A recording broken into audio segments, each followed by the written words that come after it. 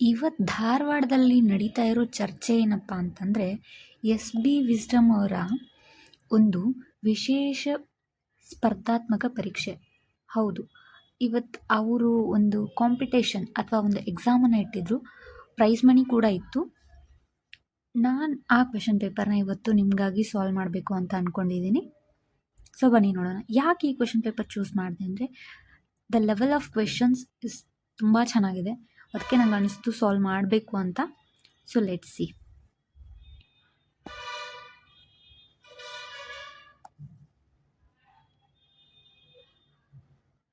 So first question ಬಂದುಬಿಟ್ಟು, ಈ ಕೆಳಗಿನ ತೆರಿಗೆಗಳನ್ನು ಪರಿಗಣಿಸಿ.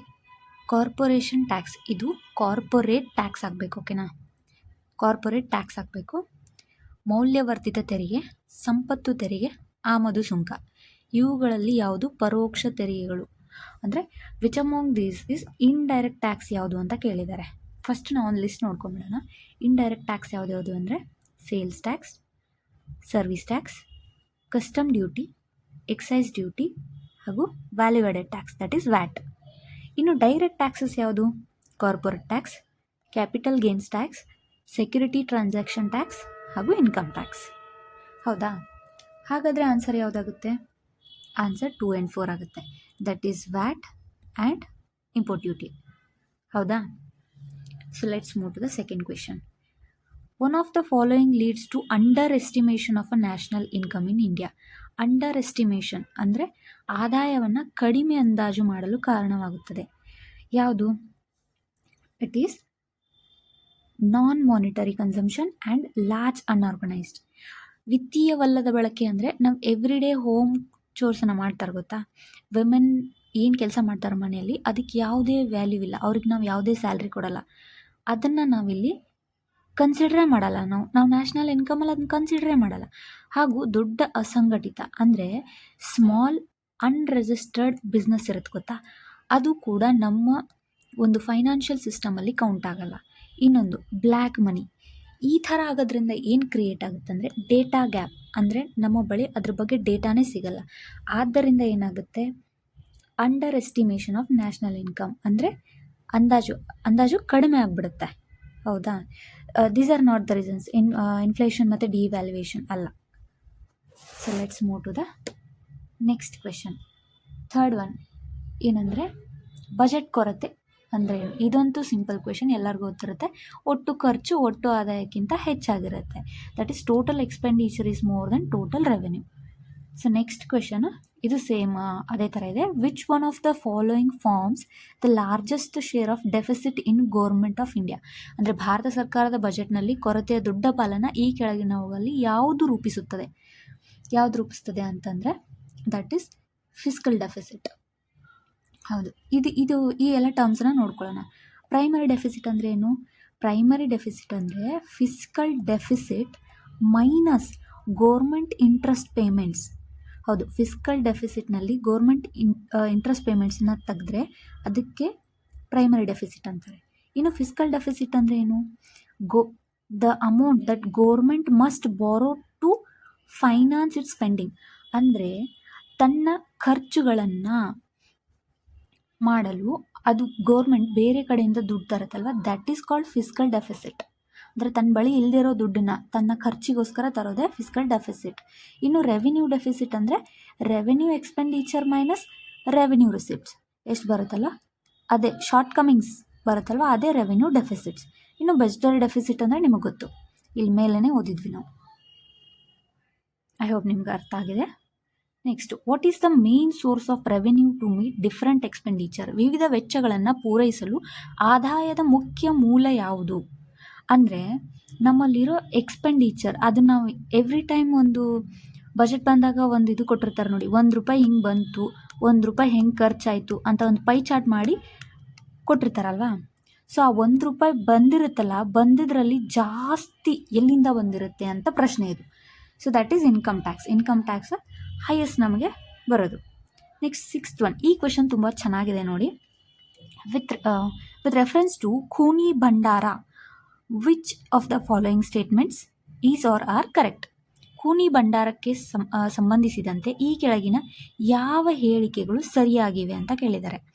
ಖೂನಿ ಭಂಡಾರ, ಇದನ್ನು ನಾನು ಖೂನಿ ಭಂಡಾರನ ಕುಂಡಿ ಭಂಡಾರ ಅಂತಲೂ ಕರೀತಾರೆ. ಹೌದಾ? ಇದ್ರೇನು ಕೊಟ್ಟಿದ್ದಾರೆ option, it is an ancient underground water management system in Madhya Pradesh. ಇದು ಮಧ್ಯಪ್ರದೇಶದಲ್ಲಿ ಪ್ರಾಚೀನ ಭೂಗತ ನೀರು ನಿರ್ವಹಣಾ ವ್ಯವಸ್ಥೆಯಾಗಿದೆ. ಹೌದು, ಇದು correct. It was built by Satavahana rulers in first century. No, ಇದು ಮುಘಲ್ ಎರಾದಲ್ಲಿ ಬಂದಿರೋದು, ಅಂದರೆ 17th ಸೆಂಚುರಿಯಲ್ಲಿ ಬಂದಿರೋದು. ಇವಾಗಿನ ಬುರ್ಹಾನ್ಪುರ್ ಅನ್ನೋ ರೀಜನಲ್ಲಿ ಇದು ಇದೆ. ಇದು ಯಾಕೆ ನ್ಯೂಸಲ್ಲಿದೆ ಅಂದರೆ UNESCO tentative list, world heritage ಸೈಟಿಗೆ ಟೆಂಟೇಟಿವ್ ಲಿಸ್ಟಿಗೆ ಇದನ್ನು ಹಾಕಿದ್ದಾರೆ. ಹಾಗೂ ಇನ್ನೂ ಸ್ವಲ್ಪ ಈ ಖೂನಿ ಭಂಡಾರದ ಬಗ್ಗೆ ತಿಳ್ಕೊಳ್ಳೋಣ. ಖೂನಿ ಭಂಡಾರ ಅಂದರೆ ಇದು ಖನತ್ ಪ್ರಿನ್ಸಿಪಲ್ ಮೇಲೆ ವರ್ಕ್ ಆಗುತ್ತೆ. ಅಂದರೆ ಭೂಗರ್ಭದಲ್ಲಿ ಅಕ್ವೆಡಕ್ಟ್ಸ್, ಅಂದರೆ ನೀರಿನ ಒಂದು ಇದು ಅಕ್ವೆಡಕ್ಟ್ಸ್ ಮೇಲೆ ಬೇಸ್ಡ್ ಆಗಿದೆ. ಖೂನಿ ಅಂದರೆ ಏನು ಗೊತ್ತಾ? ಹಿಂದಿಯಲ್ಲಿ ಖೂನಿ ಅಂದರೆ ಬ್ಲಡಿ, ಅಂದರೆ ರಕ್ತ. ಖೂನ್ ಅಂದರೆ ರಕ್ತ. ಸೊ ಯಾಕೆ ಇದನ್ನು ಖೂನಿ ಅಂತ ಕರಿತಿದ್ರು ಅಂದರೆ ಅದು ನೀರು ರೆಡ್ ಕಲರ್ ಇರ್ತಿತ್ತು. ಯಾಕೆ ರೆಡ್ ಇರ್ತಿತ್ತು ಅಂದರೆ ಅಲ್ಲಿ ಮಿನರಲ್ ರಿಚ್ ವಾಟರ್ ಸಿಗ್ತಿತ್ತು. ಇವಾಗ ಖೂನಿ ಭಂಡಾರ ಅಂದರೆ ಏನು ಗೊತ್ತಾ? ಅಲ್ಲಿರೋ ಒಂದು ಸಂಪತ್ತು. ಖೂನಿ ಅಂದರೆ ರೆಡ್, ಬ್ಲಡಿ ಬಣ್ಣ, ಸಂಪತ್ತು, ಕೆಂಪು ಬಣ್ಣದ ನೀರಿನ ಸಂಪತ್ತಿಗೆ ಖೂನಿ ಭಂಡಾರ ಅಂತ ಹೆಸರಿಟ್ರು. ಸೊ ಈ ಕ್ವಶನಿಗೆ ರಿಲೇಟೆಡ್ ಇನ್ಫಾರ್ಮೇಷನ್ ಇಷ್ಟಿದೆ. ಸೊ ಇದು ಫಸ್ಟ್ ಸೆಂಚುರಿ ಅಲ್ಲ, 17th ಸೆಂಚುರಿ. ಹಾಗೆ ಶಾತವಾಹನಸ್ ಎಲ್ಲ ಮುಘಲ್ ಎರಾದಲ್ಲಿ ಬಂದಿರೋದು. ಇಷ್ಟು ನೆನ್ಪಿಟ್ಕೊಳ್ಳಿ. Then let's move to the 7th question. ಏನಂದರೆ, with reference to Gwalior fort which of the following statements is are are correct? Gwalior ಕೋಟೆಗೆ ಸಂಬಂಧಿಸಿದ್ದು. ಹೌದಾ? ಈ ಕೋಟೆನ 14ನೇ ಶತಮಾನದಲ್ಲಿ ತೋಮರ್ ರಜಪೂತ್ ದೊರೆ ಮಾನ್ ಸಿಂಗ್ ತೋಮರ್ ಅವರು ನಿರ್ಮಿಸಿದರು. ಇದು ಬಸಾಲ್ಟ್ ಬಂಡೆಗಳ ಬೆಟ್ಟಗಳ ಮೇಲೆ ಇದೆ. ಹೌದು, ಇದನ್ನು ತೋಮರ್ ರಜಪೂತ್ ದೊರೆ ಮಾನ್ ಸಿಂಗ್ ಅವರೇ ಕಟ್ಟಿಸಿದ್ದು, but not in 14th century, 15th ಸೆಂಚುರಿಲಿ ಕಟ್ಟಿಸಿದ್ರು. ಹಾಗೆ ಇದು ಬಸಾಲ್ಟ್ ಬಂಡೆಗಳ ಬೆಟ್ಟದ ಮೇಲೆ ಇದೆ. ಆ ಬೆಟ್ಟಗಳನ್ನ ಏನಂತ ಕರೀತಾರೆ ಅಂದರೆ ಗೋಪಾಚಲ ಅಥವಾ ಗೋಪಾಗಿರಿ ಅಂತ ಕರೀತಾರೆ. ಇದು ಯಾವ ಬೆಟ್ಟಗಳು ಅಂದರೆ ವಿಂಧ್ಯನ್ ರೇಂಜ್ಗಳಲ್ಲಿ ಇದು ಇದೆ. ಇದನ್ನು ಸ್ಪೆಸಿಫಿಕಲಿ ಗೋಪಾಚಲ ಅಥವಾ ಗೋಪಾಗಿರಿ ಅಂತ ಕರೀತಾರೆ. ಇದೇ ಗ್ವಾಲಿಯರ್ ಕೋಟೆ ಒಳಗಡೆ ಒಂದು ಗುಜರಿ ಮಹಲ್ ಅಂತ ಕಟ್ಟಿಸಿದ್ದಾರೆ. ಗುಜರಿ ಮಹಲ್ ಅಂದರೆ ಅದು ತನ್ನ ರಾಣಿಗಾಗಿ ಇದನ್ನು ಕಟ್ಸಿರ್ತಾನೆ ಅವನು. So this is about Gwalior fort. Next 8th one, which of the following bones are matched correctly with their respective body part ಅಂತ ಕೇಳಿದ್ದಾರೆ. ಫೀಮರ್, ಥೈ, ನಿಮಗೆ ಗೊತ್ತಿದೆ femur is the largest bone of human body. ಇನ್ನು ಸ್ಟರ್ನಮ್ನ ಸ್ಕಲ್ಗೆ ತೋರಿಸಿದ್ದಾರೆ. ಇಲ್ಲ, ನಾನಿಲ್ಲಿ sternum image ಕೊಟ್ಟಿದ್ದೀನಿ. ಇದು ನಮ್ಮ ಇಲ್ಲಿ ಶ್ವಾಸಕೋಶ ಇರುತ್ತಲ್ಲ, ಅದು ಮುಂದಿನ ಪಾರ್ಟ್ ಸ್ಟರ್ನಮ್ ಆಗಿರುತ್ತೆ. ಇನ್ನು ಪಟೇಲನ ಶೋಲ್ಡರ್ ಅಂತ ಕೊಟ್ಟಿದ್ದಾರೆ. ನೋ, ಶೋಲ್ಡರ್ ಹತ್ರ ಇರಲ್ಲ. ಪಟೇಲ ಬಂದುಬಿಟ್ಟು ಇಲ್ಲಿ ನೀ ಕ್ಯಾಪ್ ಇರುತ್ತಲ್ಲ ಅಲ್ಲಿರುತ್ತೆ. ಸೊ ಇದರ ಆನ್ಸರ್ ಬಂದುಬಿಟ್ಟು 1 ಓನ್ಲಿ. ನೆಕ್ಸ್ಟ್ ಕ್ವೆಶನ್ 9ನೇದು, which of the following methods can be used for removing the permanent hardness of water? ಇದು ನೀವು ಯಾವುದಾದ್ರೂ ಸೈನ್ಸ್ ಟೆಕ್ಸ್ಟ್ ಬುಕ್ಸ್ ಓದಿದರೆ ಗೊತ್ತಾಗ್ಬಿಟ್ಟಿರುತ್ತೆ. ಡಿಸ್ಟಿಲೇಷನ್, ಆ್ಯಡಿಂಗ್ ಸೋಡಿಯಂ ಕಾರ್ಬೋನೇಟ್ ಮತ್ತು ಆ್ಯಡಿಂಗ್ ಕಾಸ್ಟಿಕ್ ಸೋಡಾ. ಬಾಯ್ಲಿಂಗಿಂದ ಪರ್ಮನೆಂಟ್ ಹಾರ್ಡ್ನೆಸ್ನ ರಿಮೂವ್ ಮಾಡೋಕ್ಕಾಗಲ್ಲ. ಅಂದರೆ ಟೆಂಪರರಿ ಹಾರ್ಡ್ನೆಸ್ ರಿಮೂವ್ ಮಾಡೋಕ್ಕೆ ಬಾಯ್ಲಿಂಗ್ ಯೂಸ್ ಮಾಡ್ತಾರೆ ಅಂತ ನಿಮಗೆ ಗೊತ್ತಿರುತ್ತೆ. ಅಂದರೆ ಕುದಿಸೋದ್ರಿಂದ ಟೆಂಪರರಿ ಅಷ್ಟೇ ಆಗುತ್ತೆ. ಆದರೆ ಬಟ್ಟಿ ಇಳಿಸುವಿಕೆ, ಸೋಡಿಯಂ ಕಾರ್ಬೋನೇಟ್ ಸೇರಿಸೋದು ಮತ್ತು ಕಾಸ್ಟಿಕ್ ಸೋಡಾ ಸೇರಿಸೋದ್ರಿಂದ ನೀರಿನ ಶಾಶ್ವತ ಗಡಸುತನವನ್ನು ತೆಗೆದುಹಾಕಲಾಗುತ್ತೆ. ಓಕೆ, ಇದ್ರದ್ದು ಆಪ್ಷನ್ ಯಾವುದಾಗುತ್ತೆ ಅಂತಂದರೆ 1, 2 and 4. Okay, next 10th one. 10th question ಏನು? Virus which of the consider the following statement ಕೊಟ್ಟಿದ್ದಾರೆ. ವೈರಸ್ ಒಂದು ಸಣ್ಣ ಪರಾವಲಂಬಿಯಾಗಿದ್ದು ಅದು ಹೋಸ್ಟ್ ಇಲ್ಲದೆ ಸಂತಾನೋತ್ಪತ್ತಿ ಮಾಡಲು ಸಾಧ್ಯವಿಲ್ಲ. ವೈರಸ್ಗೆ ಸೆಲ್ಯುಲಾರ್ ರಚನೆ ಇರುವುದಿಲ್ಲ, ಅದನ್ನು ಕೊಲ್ಲುವುದು ಕಷ್ಟ. ಇದು 2ರಲ್ಲಿ ಯಾವುದು ಸರಿಯಾಗಿಲ್ಲ ಅಂತ ಹೇಳಿದ್ದಾರೆ ಅವರು.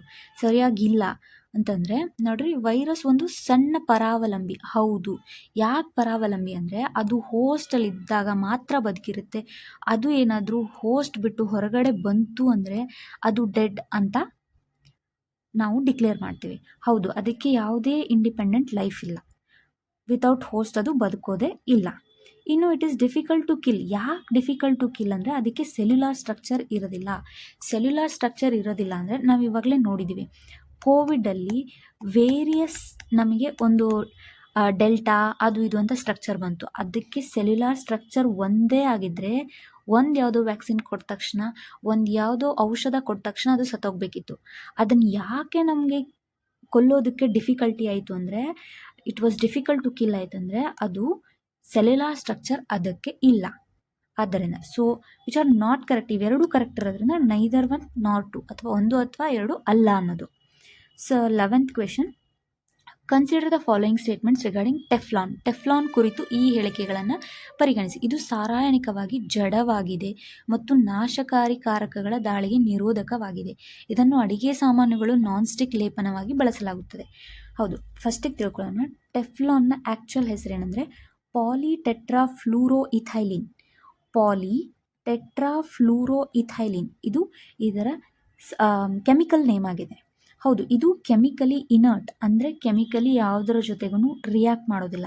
And resistant to attack by corrosive agents. ಅಂದರೆ ಕೊರೋಷನ್ ಅಂದರೆ ಇದು ಜಂಗ್ ಹಿಡಿಯುತ್ತೆ ಗೊತ್ತಾ, ಅದೇ ಆ ಕೊರೋಸಿವ್ ರಿಯೇಜೆಂಟ್ಸ್ ಅಟ್ಯಾಕಿಗೆ ಇದು ರೆಸಿಸ್ಟೆಂಟ್ ಆಗಿದೆ, ಅಂದರೆ ನಿರೋಧಕವಾಗಿದೆ. ಇನ್ನೊಂದು, ಇದು used in non stick coating for cookware. ನಾವು ನಾನ್ ಸ್ಟಿಕ್ ಕುಕ್ವೇರ್ ನೋಡಿದ್ದೀವಿ ಗೊತ್ತಾ, ಈಗ ಅದು ದೋಸಾ ಪ್ಯಾನ್ಸ್ ಎಲ್ಲ ಬರುತ್ತೆ ಗೊತ್ತಾ, ದಟ್ ಈಸ್. ಸೊ ಇದ್ರದ್ದು ಫೀಚರ್ಸ್ ಏನು ಗೊತ್ತಾ, ಟೆಫ್ಲಾನ್ ಫೀಚರ್ಸ್ ಏನಂದರೆ ಅದು ನಾನ್ ಸ್ಟಿಕ್, ಅದಕ್ಕೆ ಲೋ ಫ್ರಿಕ್ಷನ್ ಇದೆ, ಮತ್ತು ಹೈ ಟೆಂಪ್ರೇಚರ್ನ ಅದು ರೆಸಿಸ್ಟ್ ಮಾಡುತ್ತೆ, ಆಮೇಲೆ ವಾಟರ್ ರೆಸಿಸ್ಟೆಂಟ್. ಸೊ ಮತ್ತೆ ಎಲ್ಲೆಲ್ಲಿ ಯೂಸ್ ಆಗುತ್ತೆ ಈ ಟೆಫ್ಲಾನು? ಇದು ಪೈಪ್ ಲೈನಿಂಗಲ್ಲಿ ಯೂಸ್ ಆಗುತ್ತೆ, ಪ್ಲಂಬಿಂಗ್ ಟೇಪ್ಸಲ್ಲಿ ಯೂಸ್ ಆಗುತ್ತೆ, ಎಲೆಕ್ಟ್ರಿಕಲ್ ಇನ್ಸುಲೇಷನಲ್ಲಿ ಯೂಸ್ ಆಗುತ್ತೆ, ಮತ್ತು ಮೆಡಿಕಲ್ ಡಿವೈಸಸ್ಸಲ್ಲಿ. ಸೊ ಇದನ್ನು ನೆನ್ಪಿಟ್ಕೊಳ್ಳಿ, ಯಾಕಂದರೆ ಕುಕ್ವೇರ್ ಅಂತ ಪ್ರತಿ ಕ್ವೆಶನಲ್ಲೂ ಇವಾಗ ಆಲ್ರೆಡಿ ಆಗಿದೆ. ಸೊ ನೆಕ್ಸ್ಟ್ ಬರೋ ಎಕ್ಸಾಮಲ್ಲಿ ಇವುಗಳನ್ನ ಕೇಳಬಹುದು. ಸೊ ಇದನ್ನು ನೆನ್ಪಿಟ್ಕೊಳ್ಳಿ. ನಾನು ಮೊದಲಿಗೆ ಬರೀ ಒಂದು 10-11 ಕ್ವೆಶನ್ಸ್ನ ಅಷ್ಟೇ ಸಾಲ್ವ್ ಮಾಡಿದ್ದೀನಿ, ಆ್ಯಂಡ್ ನಾನು ಕ್ರೆಡಿಟ್ ಕೊಡ್ತಾ ಇದ್ದೀನಿ. ಈ question paper S B wisdom career academy Dharwad ಅವರಿಂದ ಇವತ್ತು ಸಂಡೇ ನಡೆದಿರೋ ಪೇಪರ್ ಆಗಿರೋದ್ರಿಂದ ಅವ್ರ ಕ್ವೆಶನ್ ಪೇಪರ್ನ ನಾನು ಡಿಸ್ಕಸ್ ಮಾಡ್ತಿದ್ದೀನಿ. ಇದರಲ್ಲಿ ಯಾವುದೇ ನನ್ನ ರೈಟ್ಸ್ ಇಲ್ಲ, ಅವ್ರದ್ದೇ ಕ್ವೆಶನ್ ಪೇಪರ್ ಆಗಿರೋದ್ರಿಂದ ಅದನ್ನು ನಾನು ಜಸ್ಟ್ ಡಿಸ್ಕಸ್ ಮಾಡ್ತಾ ಇದ್ದೀನಿ. ಸೊ ನಿಮಗೆ ಇದ್ರದ್ದು ಕಂಟಿನ್ಯೂ ಪಾರ್ಟ್ ಬೇಕು ಅಂದರೆ ನೀವು ಕಮೆಂಟ್ ಸೆಕ್ಷನ್ನಲ್ಲಿ ನಂಗೆ ತಿಳಿಸ್ಬೇಕು, ನಾನು ಕಂಟಿನ್ಯೂ ಮಾಡ್ತೀನಿ.